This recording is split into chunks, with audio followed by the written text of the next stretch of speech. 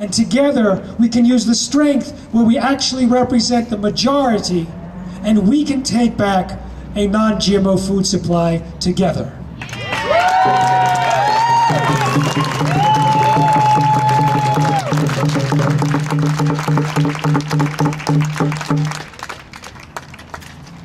What's happening here is happening all over the country. I'm traveling a great deal, usually 3 or 4 cities in a week. Don't ask me how I do it. But it's amazing when you start working on the GMO issue. It feels like you get the support of all living beings and all future generations. I think the t-shirt today should say, "Think huge. Thinking big is so last century." Our problems are huge. And when we think huge, and we take on the huge problems with the huge solutions, we gather the support of nature herself. We wake up the laws of nature saying, yes, I will follow and support that person, that group, that organization, because our existence depends on it. So when we look at this beautiful day today, with the sunshine in the beginning and now the cloud cover to protect us, we say thank you. And the nature says thank you.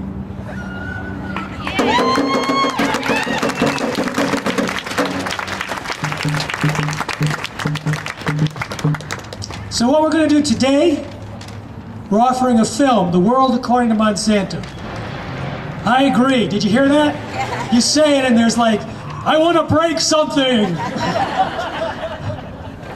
People see that film and they realize, oh my God, then it's true. You can have that level of evil, that level of disregard for humanity, institutionalized and supported by government and spreading. We need to do something.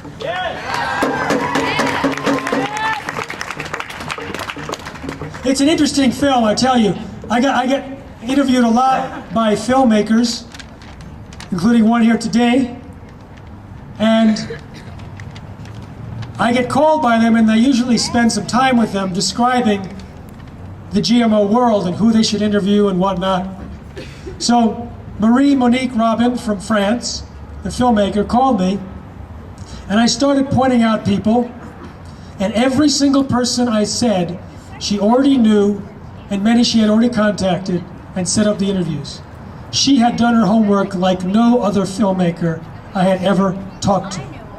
It is an amazing film. She traveled all over the world, talked to people that I just read about, and you could see them and hear them and understand the plan to replace nature by this most horrific corporation. The particular film does not offer a direction. It does not particularly offer hope. In fact, I was invited to speak near Kansas City by a health food store, and they had played the film 2 weeks earlier, but didn't do what I had normally recommend, which is at the end of the film to show the direction, to talk of the tipping point, to give people a chance and to see what's actually already unfolding.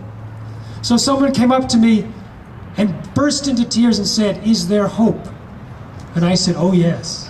There is way hope. There is way hope. And you are it, and we are it."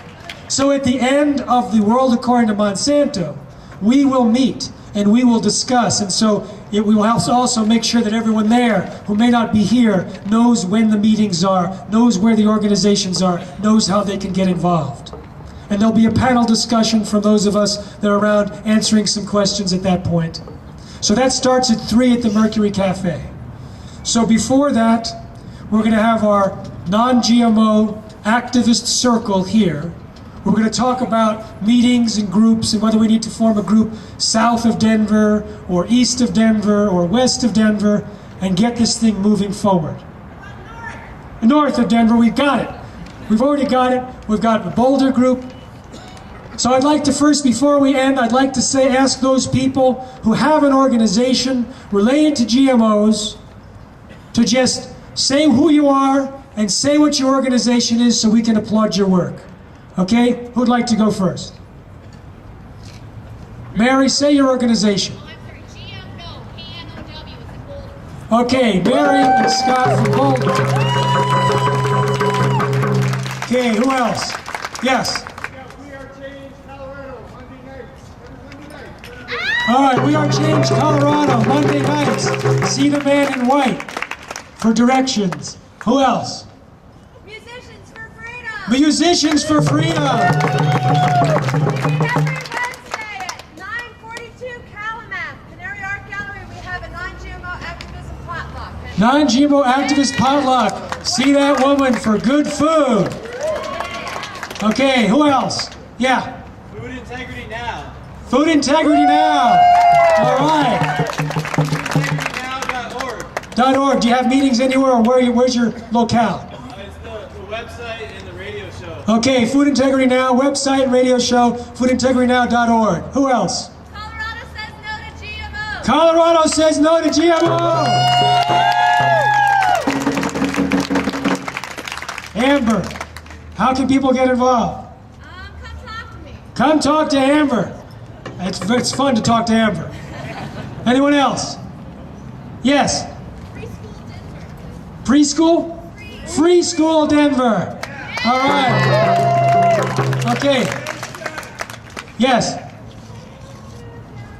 Sustainable Food Denver. All right.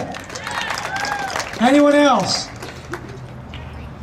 I've been walking around getting email addresses from anybody that wants to be part of a Denver group. Okay, so what we're going to do is, that can also be done on the steps too. So we're getting a Denver group list. We're getting the general list that you can all be getting the newsletter and hook into the Tipping Point Network. I also want to shout out to Jared Polis, who's on the No GE Salmon co-sponsor bill. So let's hear it for Jared Polis.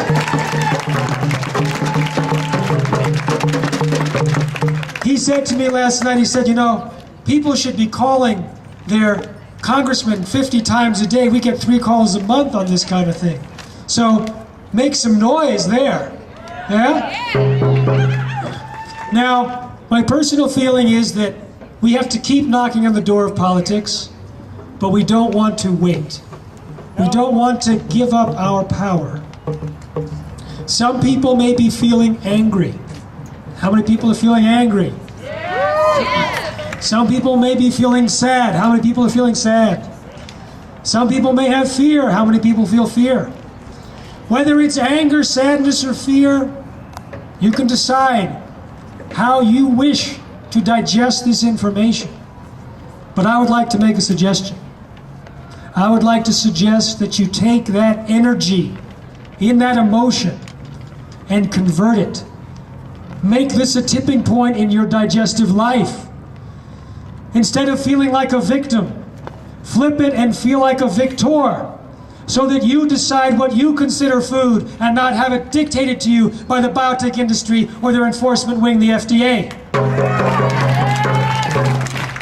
I say it is time to take that energy and to focus it, on a technology of action that will work.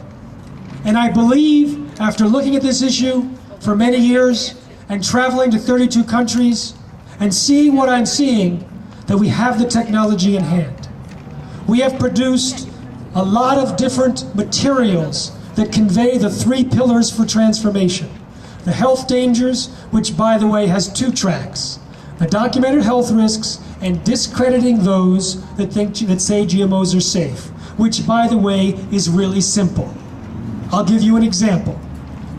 The FDA says in their 1992 policy, we know of no information showing that GMOs are significantly different.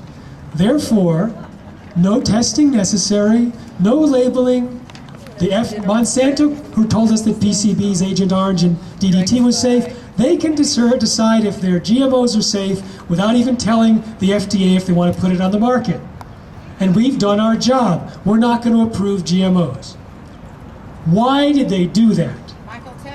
Michael Taylor was in charge of policy, Monsanto's former attorney, later Monsanto's vice president, now the U.S. food safety czar in the Obama administration.